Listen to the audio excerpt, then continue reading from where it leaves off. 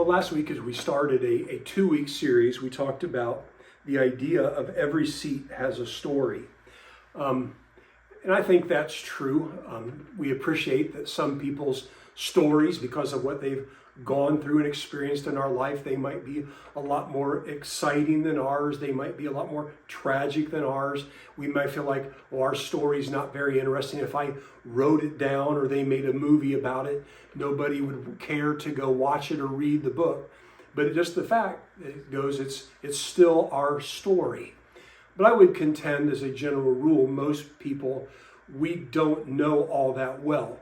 I saved a picture that I saw on the computer.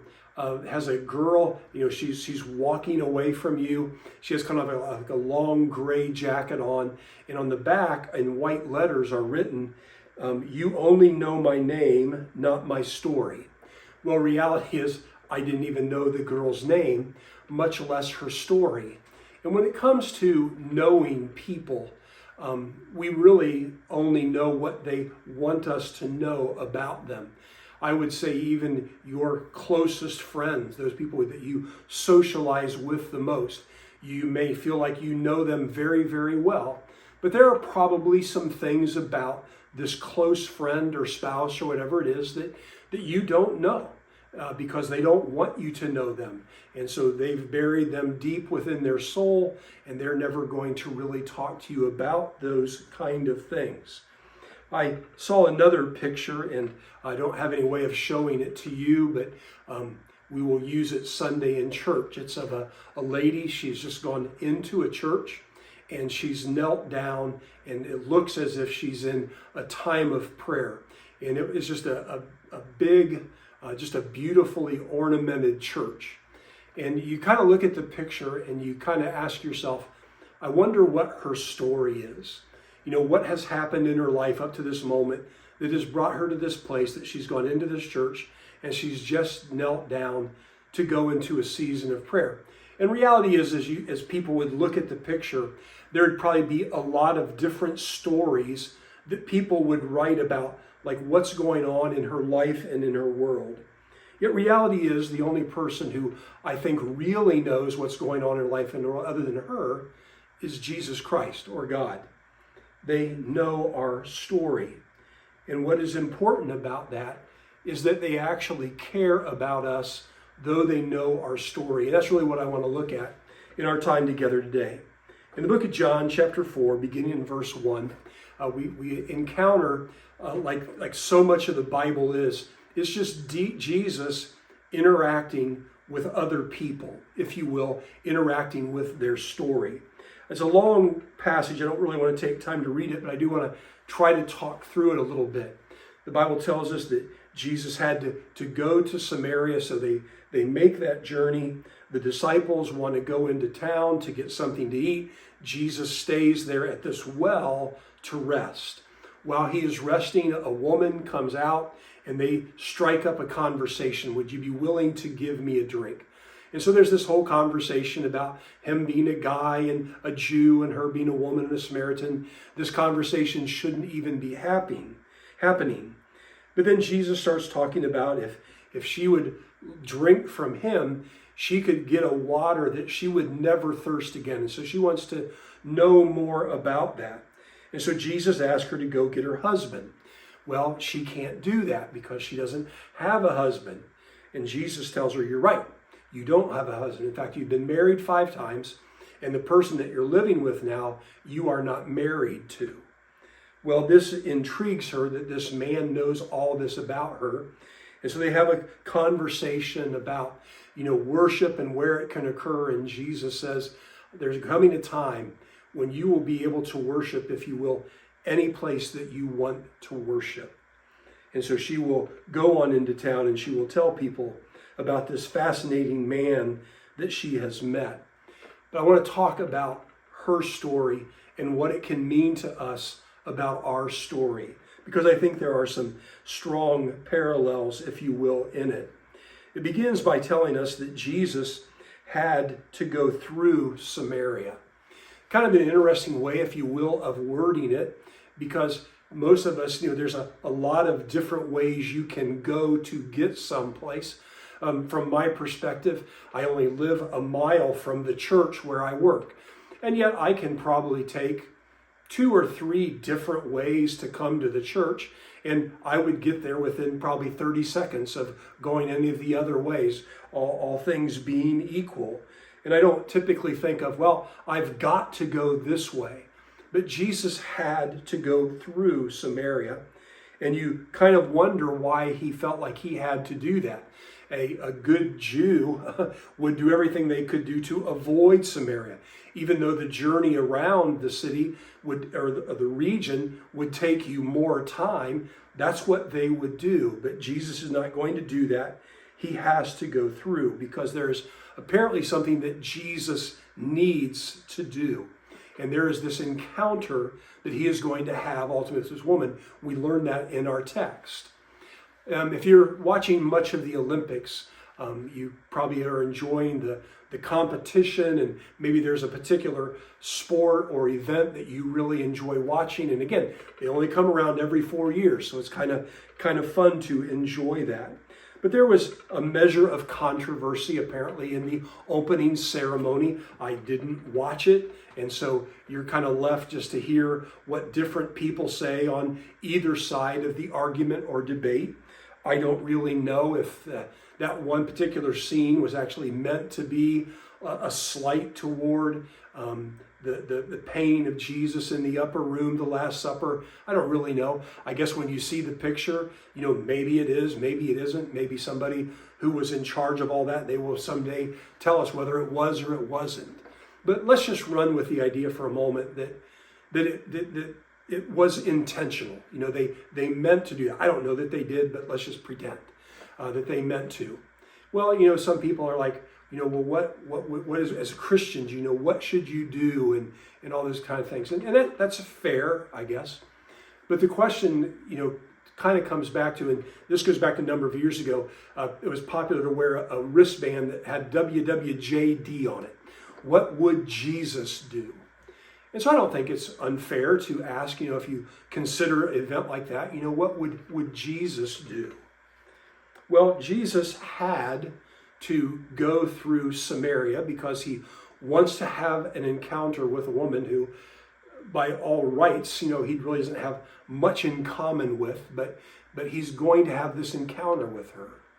And if I ask, if I thought about Jesus, like would he go to the Olympics? Would he talk to the people who were involved in this? Would he, whatever?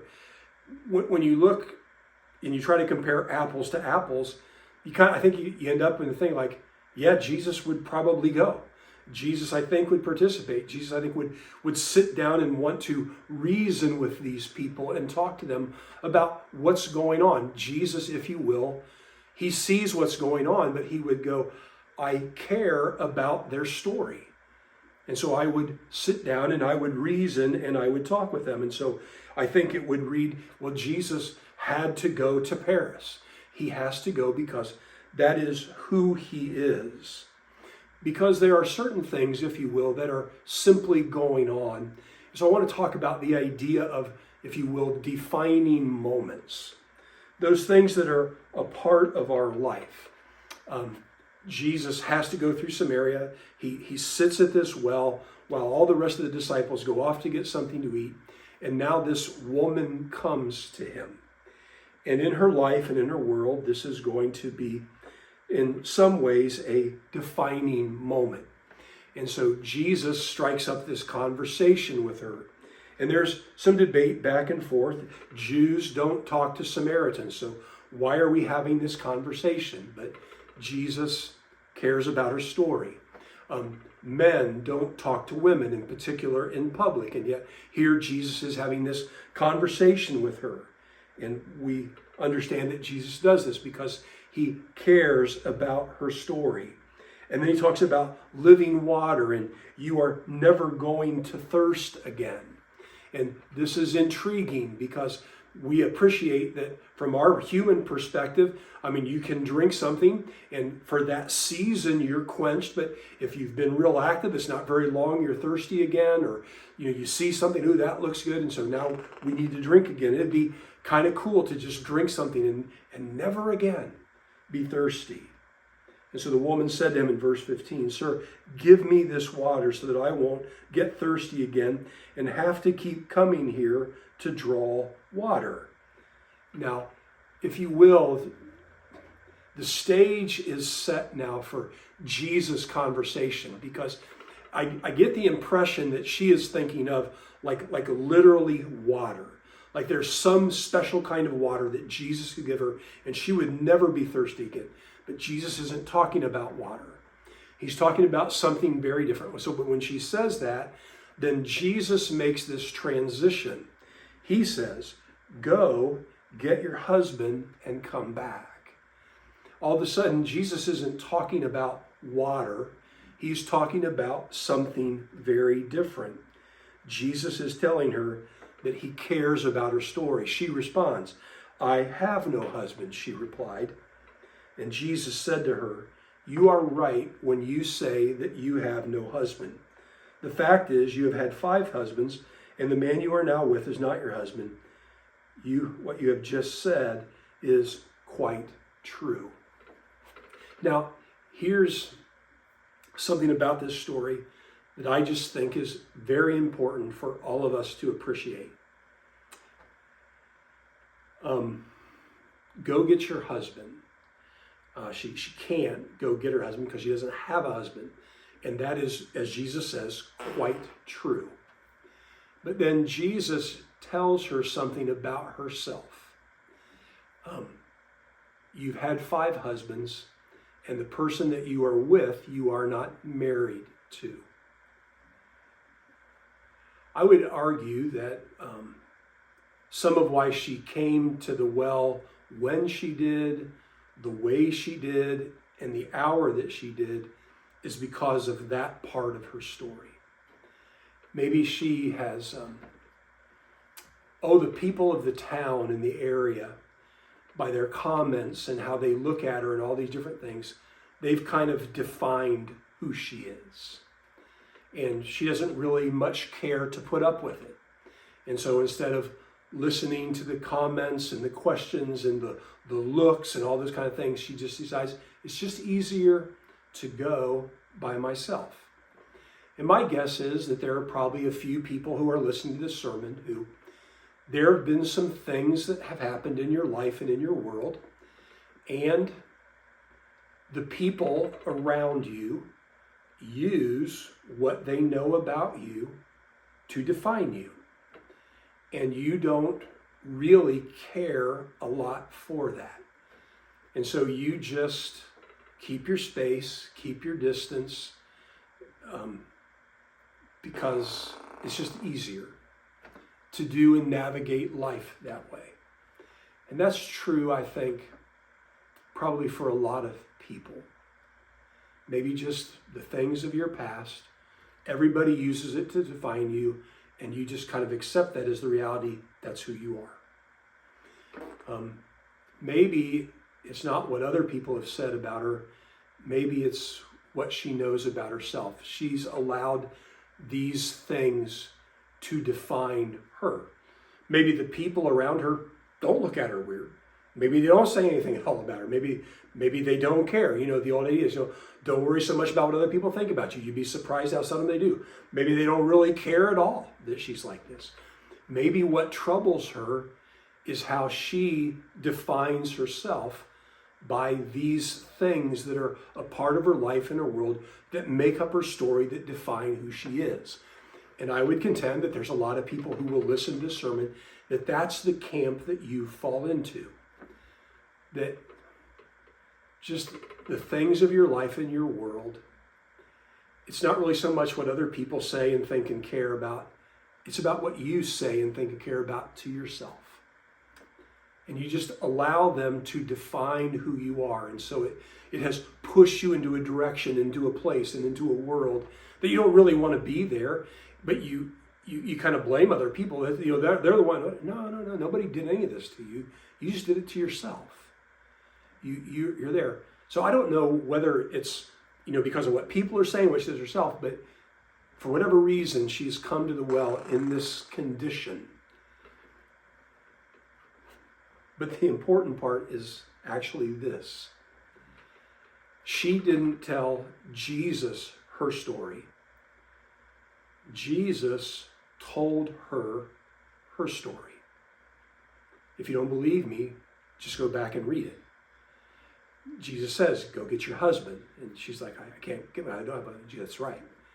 You've been married 5 times, and the person you're living with isn't your husband. Jesus knows her story, and yet he still comes to her. Now, I don't think that that's just true of this random woman in the Bible. I think that that principle is true of everybody. That Jesus knows our story. He knows everything about us. What moves us, motivates us, drives us, makes us laugh, makes us cry, makes us afraid, makes us whatever.